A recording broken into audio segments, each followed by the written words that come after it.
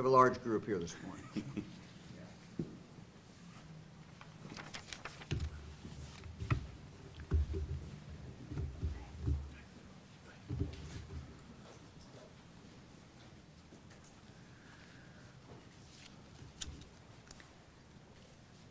Guys, we're going to need some over here because they're going to have to see the screen. So, yeah, someone here is fine. Whatever.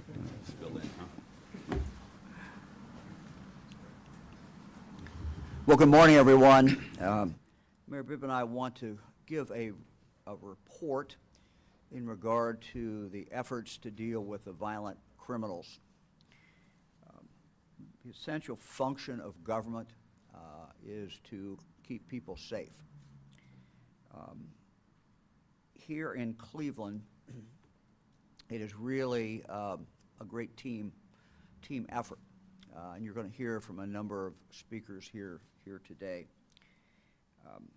For the past few years, the state of Ohio has been partnering with the Cleveland Division of Police in ongoing large-scale violent crime reduction initiative.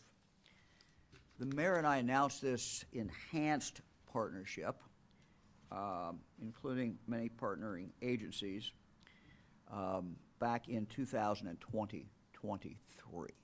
But again, I want to emphasize that lead always is the Cleveland Police Department, but there's so many different agencies that are involved in this, and I think that's what makes it work. Locally, of course, you start with the Cleveland Division of Police, the Cuyahoga County Prosecuting Attorney's Office from the state, the Ohio State Highway Patrol, the Ohio Investigative Unit, the Ohio Narcotics Intelligence Center, the Ohio Adult Parole Authority, which is a division of the Ohio Department of Rehabilitation and Corrections, and certainly our federal partners, the Federal Bureau of Investigation, the U.S. Bureau of Alcohol, Tobacco, Firearms, and Explosives, the U.S. Marshals Service. This morning we're going to share with you the cumulative results of this work to date. I'll kind of talk at a high level, and then Deputy Chief Jared Shalat will explain more.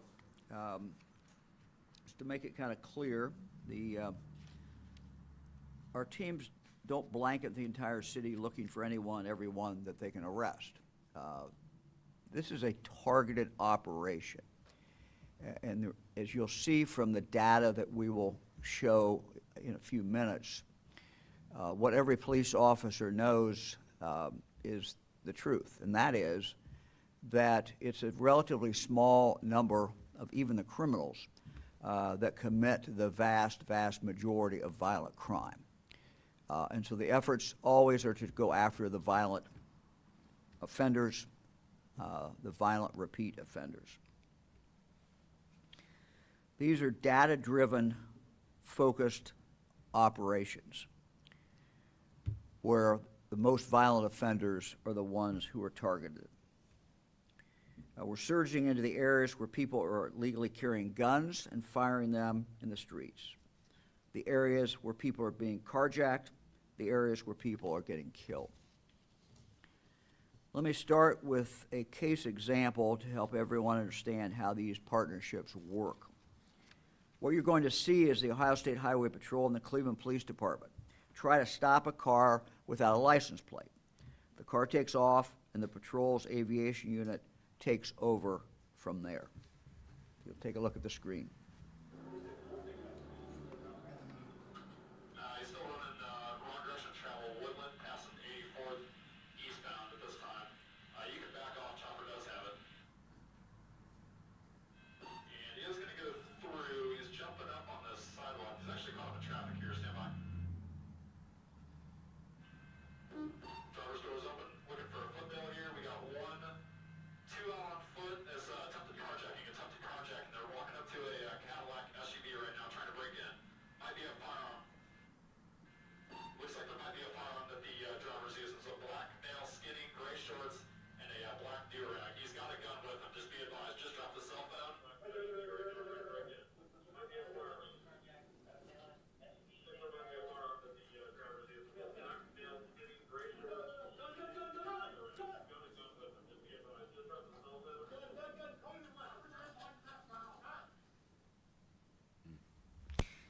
Well, that's certainly terrifying.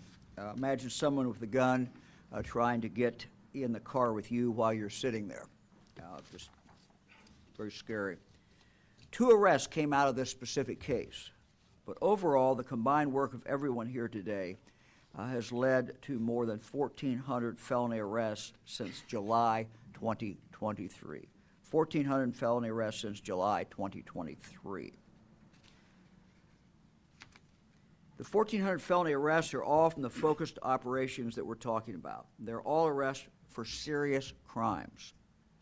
People want on warrants for things like murder, shootings, drive-bys, as well as those arrested after they were caught committing serious crimes, like what you saw in the video that we just showed you.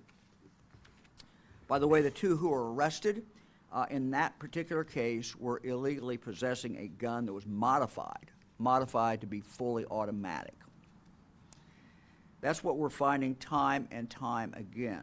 People are carrying guns when the law says they can't. But these are people who don't care about the law, and many are repeat offenders who commit crimes over and over again. Now, we want to share with you some data. This is newly compiled data from the Ohio Department of Public Safety, spanning a period from 1974 to 2023. This reaffirms what we've been saying for years. It is a small group of people responsible for most of the violent crime in the state of Ohio. Again, the data I'm showing you now is not specific to Cleveland. It is statewide data. Make that very clear. This is statewide data that we're showing. The latest numbers show that less than 1% of Ohio's adult population was arrested for a violent crime or weapons offense in any given year. Most of them are repeat offenders. Let's look at the violent crime arrests. Take a look at the chart.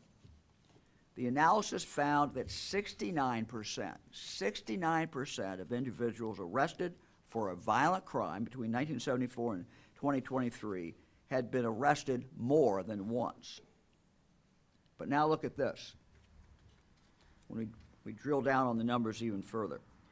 When you pull out the repeat offenders arrested 5 times or more, they constitute a third of all arrests. If you look at the numbers, can we go back? So if you look at the statewide numbers, these are violent crimes, people arrested for violent crimes. 33% of them already had 5 or more arrests. 2 to 4 of them, 2, 3, or 4, is basically another third, 36%. And the first arrest was 31%.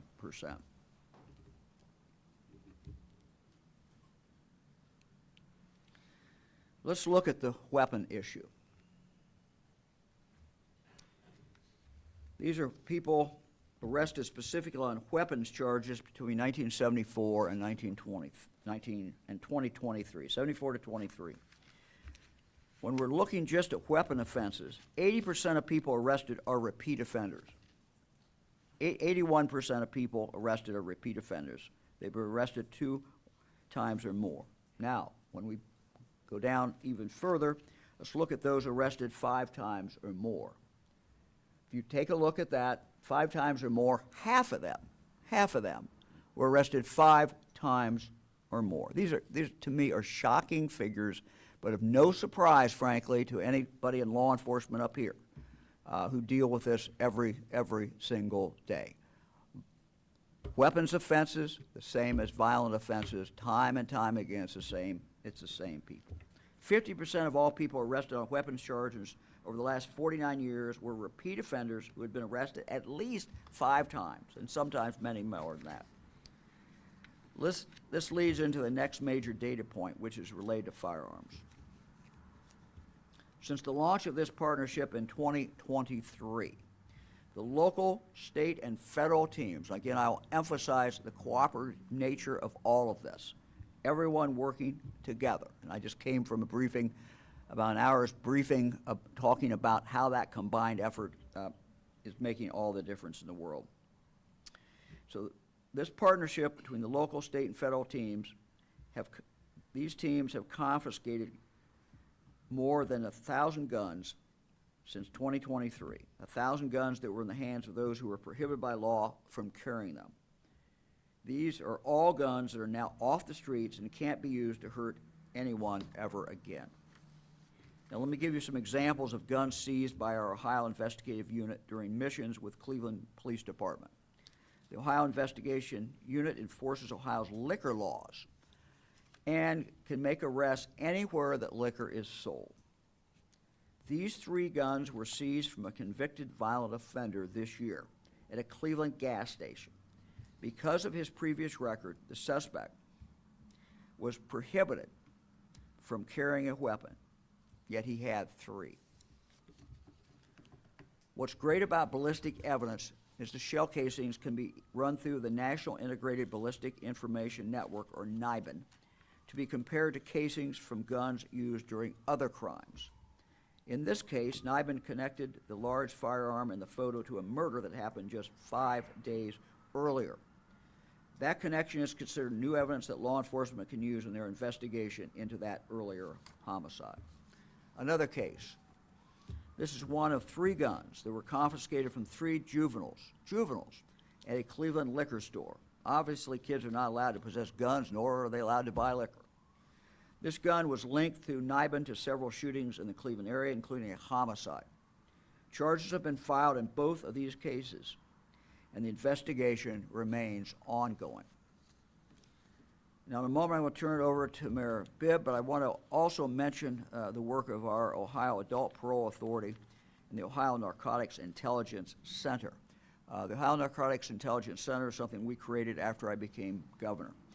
Both of these state agencies are also supporting these missions. ONIC gathers intelligence on wanted suspects, and the Adult Parole Authority focuses on offenders who've been released from prison but have violated the terms of their post-release control. I also want to stress that crime isn't just a problem in Cleveland. The big data that we showed, of course, is statewide. Partnerships like this are not unique to Cleveland alone. We know that state, local, and federal collaboration works, which is why we're doing similar initiatives in other cities across the state of Ohio. Teams are sharing resources, sharing intelligence, and sharing manpower to take criminals off the street so residents can feel safe and comfortable in their own neighborhoods. And frankly, that's what it's all about. People have a right to feel safe in the neighborhoods where they live. They have every right to do that.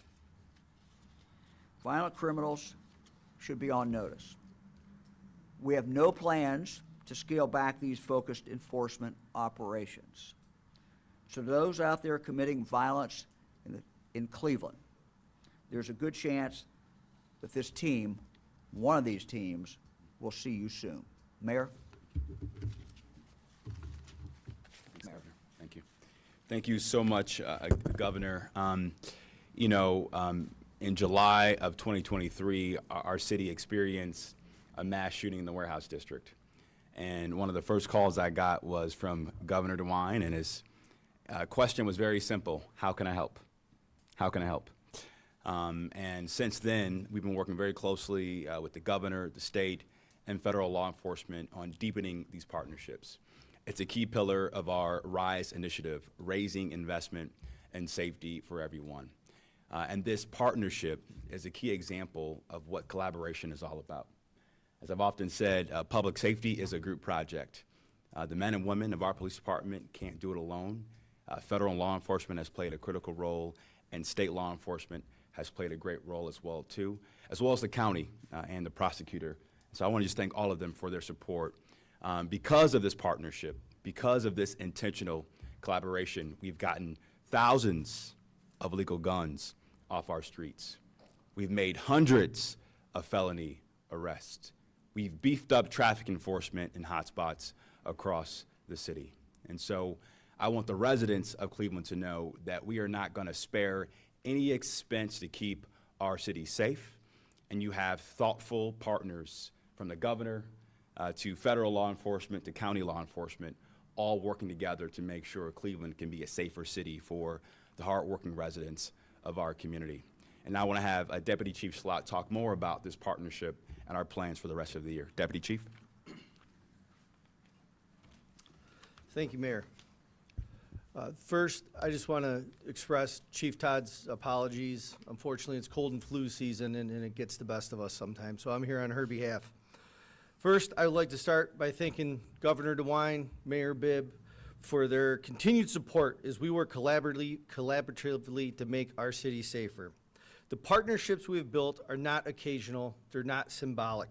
They're active, ongoing, and mission-driven. Enforcing the law in our community is complex work. The men and women involved in our violent crime initiatives face challenging and often dangerous investigations. Our partnerships with federal, state, and local agencies, along with access to advanced technology and shared resources, have been critical in driving results we share today. Since 2023, we have seized large quantities of illegal drugs, recovered stolen vehicles, and arrested dangerous offenders who threaten our neighborhoods. To briefly highlight one recent example, during a violent crime reduction detail on May 27, 2025, members of the Safe Streets Gang Task Force responded to a felonious assault shooting in our 2nd District. With the support of the Crime Intelligence Center, CJIC, the Gang Impact Unit, and our Aviation Unit, officers located and confirmed the suspect vehicle in the area. They engaged the vehicle, and an armed suspect fled on foot with a Draco pistol, but was quickly apprehended after this short-foot pursuit. His stolen firearm, an auto switch making an automatic firearm, and the suspect vehicle were recovered as evidence in his crimes. This is just one of many examples where our partnerships have made a measurable impact. Since 2023, this initiative has resulted in the seizure of over 1,000 firearms, many connected to crimes or in possession of individuals who should not have them. Many of the seizures are also a result of follow-up investigations. In the most recent initiative alone, Northern Harvest, officers seized 39 firearms to date. Chief Todd is very proud of leading the men and women in our division for this great city. We remain deeply grateful for the dedication of our officers, our partnerships with local, state, federal agencies, our continued collaboration with our county and federal prosecutors, our continued support from our administration in the mayor's office and city council and the safety committee. And I also want to thank our media partners. Thank you for continuing supporting us and driving home our message of a unified front in law enforcement and violent crime reduction. Thank you. Together, we're making Cleveland a safer place for everybody, citizens and visitors. I'd like to kick it now to Director Wilson. Thank you. I'm Andy Wilson, Director of the Ohio Department of Public Safety.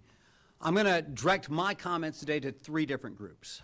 The first group really is to the men and women of law enforcement who are putting on their uniform every day and going out into the streets to protect our friends, our families, and our communities. Man, listen, thank you. Thank you for what you do every day. What you do truly matters. It truly matters to the people you do it for. And the bottom line is, man, we need you. We need you out there. I know it's thankless, it's incredibly dangerous, but if it weren't for you, chaos would reign. So thank you for what you're willing to do every day. The second group that I want to address is the people who live here in Cleveland. So look, we need your help. We need your help, man. When violence is happening in your neighborhood, stand up. Stand up and help the detectives who are investigating. Stand up and say no more. We are not going to take this as a neighborhood. We will not allow these violent criminals to rule our streets, and work hand in hand with our law enforcement officials to make your community a safer place. And finally, the third group that I want to address is to the law enforcement executives and to really our citizen city council members and our citizen government leaders. We have to create a culture and an environment in our law enforcement agencies where the men and women that we trust to protect us are empowered to do their job. We have to allow them to be proactive in getting that small number of violent criminals off the street. We know who they are. We have to be proactive in going out and getting them. If we're only reactive, it's too late. The only thing that works in really calming down violence and making our communities safe is pressure and proactivity. And as a leader in law enforcement, it's your job to create an environment where your folks are empowered to do that. So thank you. Again, thank you for everything that you all do. At this point, I'm going to turn it over to Acting Special Agent in charge of the ATF, John Smurglia.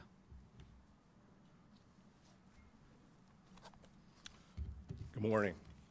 I just want to start out and thank the governor, thank the mayor, thank you for bringing us together to fight violent crime here in the city of Cleveland. As you've heard in Cleveland, we've utilized intelligence, investigation, and partnership to attack violence at its core. The Bureau of Alcohol, Tobacco, Firearms, and Explosives has a unique role in helping lead the fight against violent crime.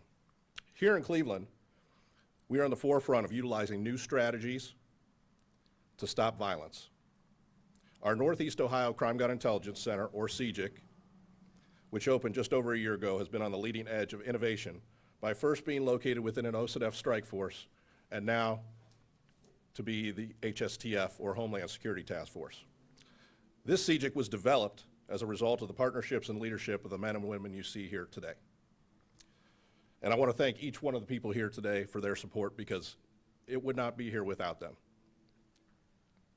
The CJIC equips investigators with specialized ATF resources such as NIBIN correlations, firearms tracing, and shooting link analysis, to name just a few. These tools help investigators connect the dots. We also utilize technology, real-time analysis, firearm experts, and analytics from our intelligence analysts. This collaborative approach, and I emphasize collaborative, because the Northeast Ohio CJIC is not only run by ATF personnel, but by state and local personnel from various agencies, to include, for example, the Ohio Investigative Unit, Bureau of Criminal Investigation, the Cleveland Division of Police. It is the collaboration which enables investigators to quickly identify suspects and take action to prevent further violence. Now, just to give you a couple quick stats, for October 2025, which is encompassed in this violent crime initiative that we're talking about today, there were a total of 560 acquisitions in Cuyahoga County. That includes casings and firearms. As a result of these acquisitions, there were 85 leads provided to investigators to go out and try and solve. And there were a total of 341 firearms test fired for purposes of NIBIN entry. If you think about that number, it's significant. That's 341 firearms that are going somewhere they're not supposed to, or used in something they're not supposed to be. And this group is making a difference by taking those off the street. I'm proud to stand here with our partners in an effort to keep Cleveland safe, and there is one clear message. Violence has no place in our city. We will not tolerate it, and together, we will be together to build a stronger, better Cleveland. And now, I'd like to turn it over to Special Agent in charge of the Federal Bureau of Investigations, Gregory Nelson.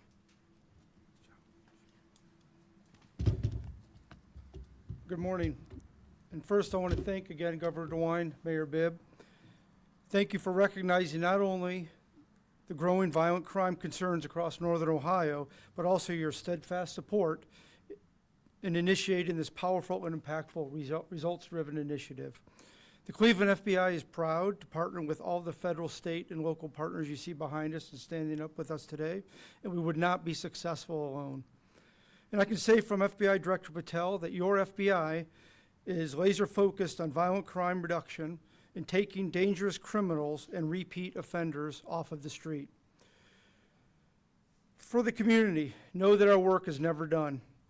Governor DeWine, Mayor Bibb, We affirm to you that the partners you see here will continue to identify, investigate, and prosecute violent criminals and restore peace and well-being throughout our communities. So thank you for your participation and support.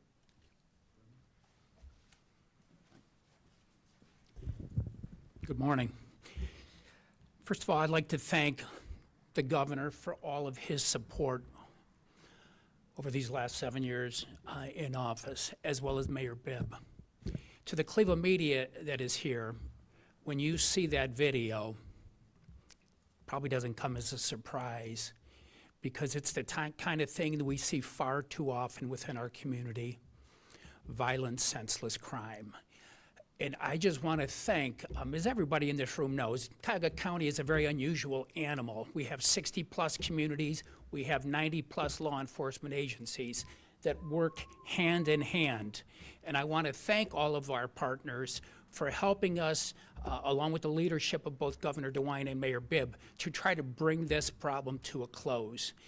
And again, I just want to thank them. We all see what goes on in our community, and it's only through partnership and our community at large that we can put this nonsense to an end. We see it far too often. And again, it's about people getting involved. And I want to thank all of our law enforcement partners. I want to give a shout out to Judge Oliver. Please end the consent decree and let the Cleveland police be police. And again, I just want to thank everyone for being here, and we will continue to work hard to keep our community safe. Thank you. All right, we're happy to take any questions. Governor DeWine, Cuyahoga County Sheriff's Department has been patrolling Cleveland streets since 2023. There have been three deaths, out of chases, out of traffic violations with those deputies involved. Had you been made aware of these chases, and should Cuyahoga County Sheriff's Department continue patrolling the streets? They were brought in, Mayor Bibb said about the mass shooting, they were brought in shortly after that. Well, first of all, yes, I'm aware of that. You know, the decision whether the sheriff is in the city is not my decision. That's the city's decision. That's the county's decision. You know, I do have thoughts in general, not in specific, because every chase is fact specific. You know, we have to be careful. And there's protocols. There's a standard protocol that's accepted in law enforcement. You know, whatever that protocol is, I think should be followed. You know, we have a statewide protocol. It's not binding on anybody, but it is best practices. And I would just say, you know, if you're dealing with a high-speed chase, you know, following that correct protocol, I think, is important. Now, the situation you saw here did not involve that. And the reason was that we were able to have a Ohio State Highway Patrol helicopter in the air. Now, we don't have enough helicopters to be up in the air in Cleveland every single day or any place else. So I don't want to mislead anybody and say we've always got a helicopter up there, but when we do have a helicopter up there, that's the advantage of it. That helicopter can just follow that car, be right on that car. I've been up in these helicopters. I've done it here in Cleveland, and it's amazing what you can see through that camera. I mean, you can just go right down on that person. So it's a very, very effective tool to catch the guy and to catch the individual without a high-speed chase. So.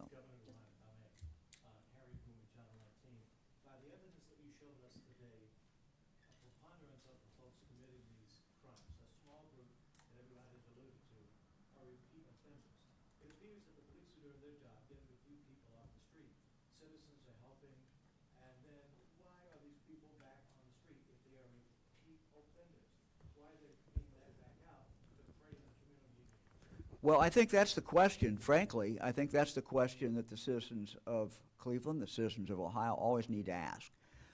If someone is a repeat offender time after time after time, you know, why are they still out? I think that's always a question. Our criminal justice system depends on a lot of players. It depends on people who are up here. You know, you got to have the police do their job, you got the prosecutors do their job, you got the courts do their job as well.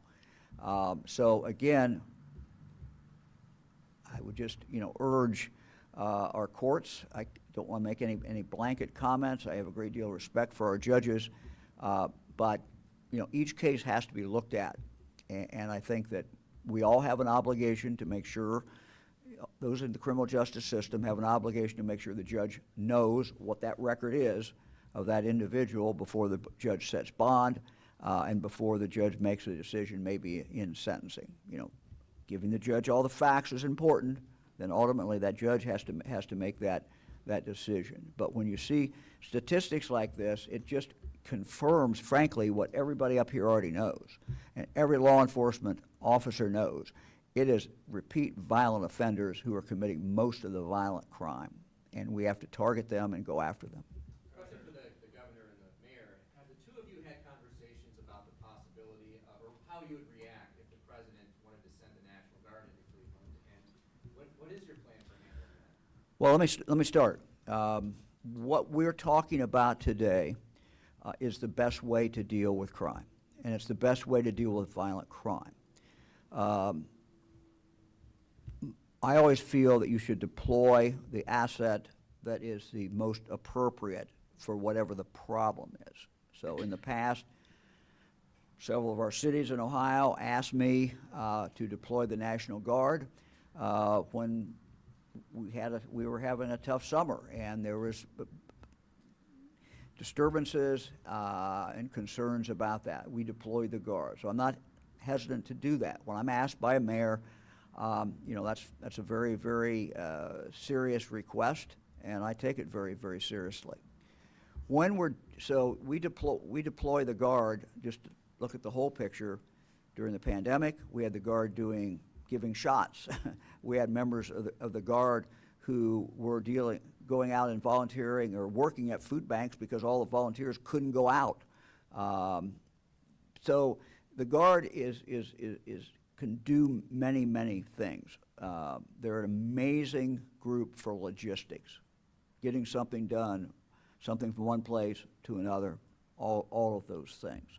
When we're dealing with violent criminals, the best resource is the resources you see up here. These, and it's, again, I want to stress it, it is the federal government, it's the state government, it is the county, it is the city, all of those agencies working together and targeting violent offenders. That is the most effective tool. So when I became governor, you know, my background started as a county prosecuting attorney. I was attorney general for 8 years. I asked Andy Wilson, I said, look, we have to do more. The state has to do more. We are a local government state. We have over 900 police departments around the state of Ohio. We respect that. They're the ones who are in charge, but the state can be more of help than we have been in the past. And so when I became governor, we started looking at how can we be more helpful. And we came up with this idea that we can take 3 or 4 of our agents and put them into a city at the request of the mayor and surge in there for targeted, very specific programs, not just out patrolling every day, but literally working with the Cleveland Police Department in this case. And it has worked. Now, do we still have violent crime? Yes, we do, but this action is bringing about some very, very good results and getting some bad people off the streets. You have to get the violent repeat offenders off the streets. You have to lock them up, and you have to keep them locked up. Governor, as you guys know, Let the mayor answer that one. The governor and I are 100% aligned on this issue, Nick. And the answer is what you see behind us on this podium here. These partnerships are a force multiplier to keep our streets safe and secure. And so I want more investments in the FBI. I want more investments in U.S. Marshal. I want more investments in the ATF and DEA to get violent offenders off our street, to get illegal guns off our streets. The National Guard, in my opinion, is not the solution. I know we talk about violent repeat offenders, but obviously here in Cleveland, juveniles committing crime, violent crime, petty crime, even breaking into cars and such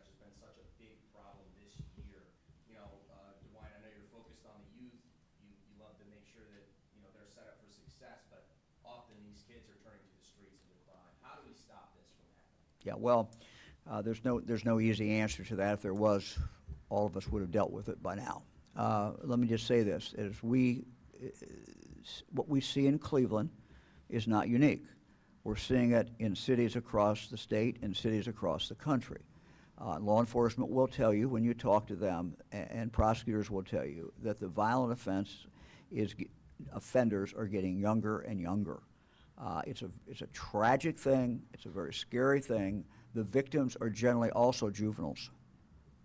So you have a 16-year-old killed by a 17-year-old, a 15-year-old killed by a 17-year-old. So look, we have to deal with this from a law enforcement point of view. We have to go after them. We have to lock them up. We also, at the same time, obviously have to do other things to provide better education, focus on education. We got to focus on reading. We got to, all of these things we have to do. We have to make sure that young people have boys club, girls club. They have something to do after school, et cetera. You have to do all the above, and so it's not this way or that way. You have to do it all, and have to also accept, though, that even when you're trying to do it all, that there's still some that you're still seeing 15, 16, 17-year-olds, and sometimes as low as 12 or 13. So yes, it is. We're in a different period of time in our history, and that's not a good situation. Governor, what would you be willing to do at the state level to keep guns out of people's hands in the first place? There's so many guns being taken off the streets. He mentioned Well, thank you for the question. Thank you for the question. We have a law in the state of Ohio, as most states do, and the federal government does, and it says that certain people are not allowed to have guns. So if you're convicted of a violent offense in the state of Ohio, you lose your right, your constitutional right, to have a gun. You don't have that right anymore. The federal government also has a similar law. The difference between the federal government's law and the state law is the federal government has some teeth in it. It is much tougher. If you are found in possession of a gun and you're charged by the U.S. attorney and taken into federal court, you can spend a long time in prison. In Ohio, we do not have that tough a law. So the legislature can change that. And I'm again asking the state legislature to pass a law that would mirror the federal law so that prosecutors will have that tool so that they can file that case and have that person locked up for a long period of time. The truth is that these violent offenders almost always have a gun. Almost always have a gun. So if you make a traffic stop or if you make a legal stop, then, and you find that person, if you're a police officer, you find that person has a gun, you can charge them. But there's only so many of these cases the U.S. attorney can take. We need to free our prosecutors and free our police to charge under a more enhanced state law that would lock these people up and keep them locked up for a long period of time. Governor, again, kudos to the police and to the citizens of the city of Cleveland. You talked about 1,000 guns having been taken off the streets here in Cleveland recently, over the last years or so. What's happening to those guns? I hear that those guns are finding their ways back on the streets. I've been covering music for 35 years. I used to cover going over to LTV steel and watching them being melted down so they could not be used again. What's happening to Yeah, the guns? I'm going to ask the assistant chief to take that one or somebody in law enforcement to take it. Give us something to defend. That's a very good question, sir, and I appreciate you asking it. We currently, we are not releasing these guns that are involved with the crimes unless ordered to by the court. We have them in our evidence, and we are working through the process of destroying them through multiple ways, whether it's going to the steel mill, whether it's grinding them and destructing them so they cannot be operable anymore. But as far as the guns that we seize with these, once they're released from the courts and we get signed off from the judge, we do destroy the firearms. Looking at the sample sizes that you showed, it's almost a period of 50 years to a period of just over a year. Obviously, you can't draw too many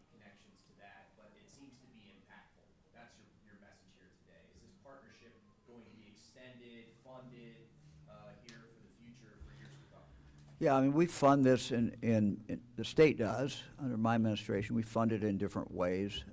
The briefing we just had, as I said, some of the people who are involved in that are funded partially or totally.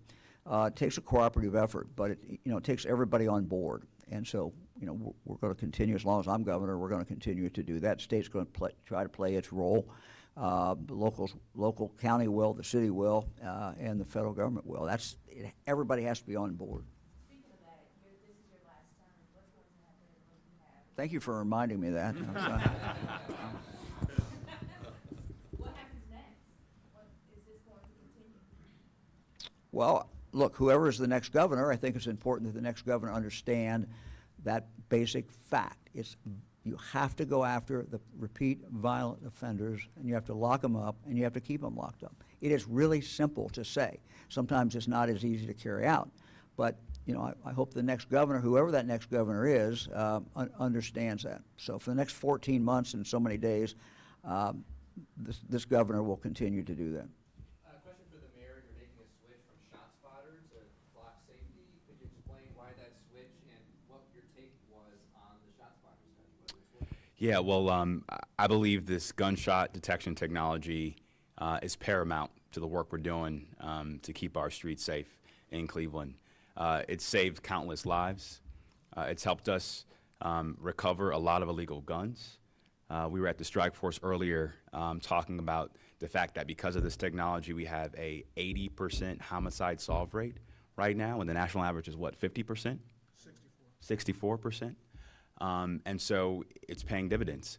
And we're going to make the case on why this new gunshot detection technology, as well as license plate readers, our real-time crime center, more cameras, all this technology gives us more intelligence, gives us more data to keep our streets safe, and we're making the case to Councilman Polincic on the importance of these investments moving forward. If I may, it sounds like the pain point, though, that they identified was having enough officers to respond to all of the ShotSpotter incidents. Well, one of the things about the new flock technology is that it allows us to prioritize what's a material response versus a non-material response. And we've worked really hard to boost our ranks of our cadet classes. We executed a 34% pay increase over the last 3 years, the biggest pay increase in modern history. How many cadets we have in the academy now?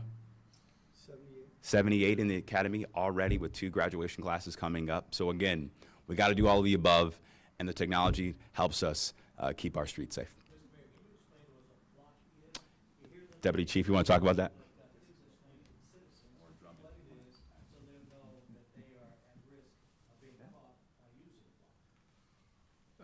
Thanks, Harry. It's a good question. Flock, obviously, is a company that we're contracting with right now to bring their technology in. We currently have Flock cameras up in the city of Cleveland, throughout the city of Cleveland. What we're talking about now with gunshot technology and also other integrations with it, where we'll have the ability with the Flock technology, which is the company, to integrate cameras into the technology. The previous gunshot technology did not have that ability, so we're able to do that.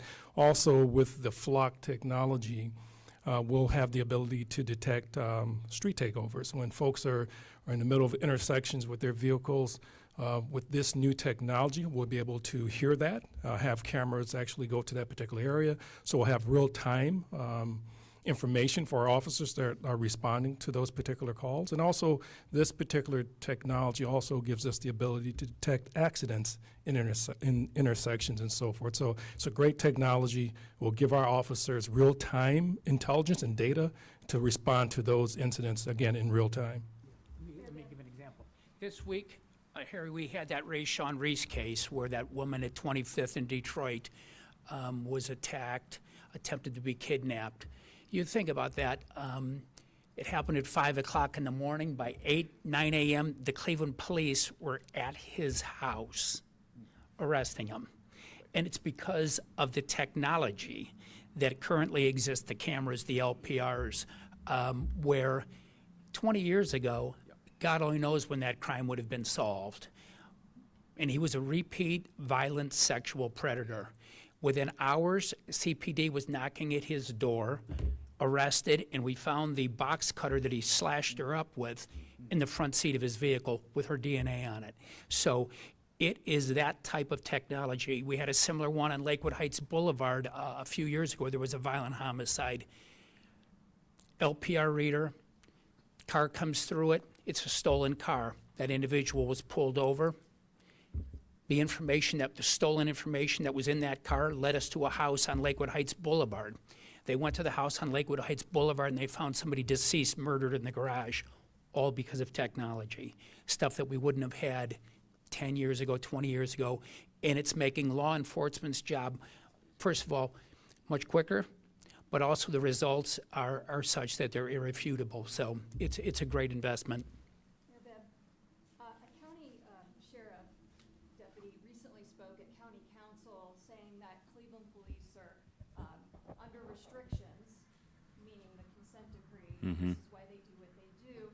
There has been concern that this is a way to get around the consent decree, having them patrol the streets. Your thoughts? Well, I would say this. The men and women of our police department are working their butts off every day. They're being aggressive, doing good police work. And we made a lot of good strides over the last 10-plus years under the consent decree in terms of making sure we meet the moment as it relates to constitutionally appropriate policing. I'll leave it to the county executive and the county sheriff to dictate what their policies are. And I'm working really hard with Dr. Anderson, my law director, and the monitor to get compliant and get out of the consent decree as quickly as we can, because 10 years has been a long time and a lot of money, but it's a worthwhile investment, and hopefully we'll be compliant and be out of this thing, hopefully relatively soon. Okay? I got one more about the Department of Rehabilitation and Correction. You said so many repeat offenders are the ones going back out and doing the same things over and again. It seems like that's just not working, essentially, based off of your data. Is there anything you'd like to say about the efforts to get people rehabilitated after they're arrested and how that needs to be? Well, we have about 18,000 people coming out of the state prison system every year, based on the sentence they got, based on what the law says. The vast majority of them, aren't showing up in these statistics, but some of them are, certainly. And one of the things that we can do is when that person is not in compliance with whatever the terms, the conditions of their parole, then we can pull them back. Now, we have a lot more people today, and I'll ask Andy Wilson to come on up here, but you have people because of determinate sentences who do not necessarily, they're not under supervision after they come out. Andy, you want to take that? Yeah. Or anybody else? I think Mike O'Malley and I could take this. So, they changed from old parole to post-release control. So you're just limited in your ability to send people back for extended periods of time. And that is kind of handcuffed the parole authority's ability to really hold some of these folks accountable.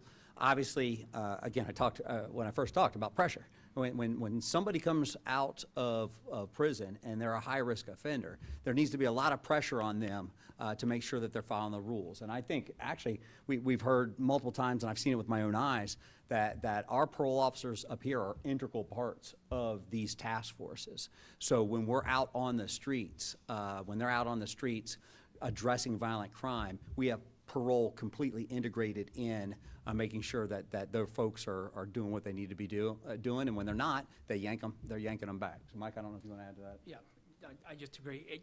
For instance, Ray Sean Reese from this week, he had served his time for his previous sexual assault. He was off parole. When somebody's doing 20 years, they're doing 20 years, their time's up, and they're off parole, these things will happen. I want to touch back on your issue. You talked about juveniles. And in Cuyahoga County, working with the Ohio Department of Youth Services, in the last several years, we started a juvenile a program where we put a juvenile intervention center where we're trying to get juveniles on the right path. And we had never had this in Cuyahoga County. So we have invested, the state has invested a good deal of money in this program to try to give programming to juveniles to get them on the right track. However, there comes a point in time, as we've seen, where at some point you need to hold somebody accountable. I think, Harry, you were there I think for our press conferences 3 weeks ago when that individual, we were looking for him for shooting the 17-year-old in the back of the head. It was an execution. He was 17. I don't believe that kid, I don't think he even had a prior record, but we are trying to work with juveniles, but at some point, the crimes they commit dictate that they need to be removed from society for the sake of the rest of us. And, you know, I sat with the mother of that 17-year-old who was executed, and she'll never get over it, nor can any parent ever get over something like that. But I want to commend, Pete Elliott's not here, but we had a press conference. We made the public aware of what this individual had done. The public could see it. And within 3 weeks, we had that individual arrested, and he's taken into custody, and we will bring justice to that family. Conclusion, let me just thank all the agencies and departments who are up here. This is a team effort. It will continue to be a team effort. Mayor? Anything? That's it. Thank you, everybody. Thanks, everybody.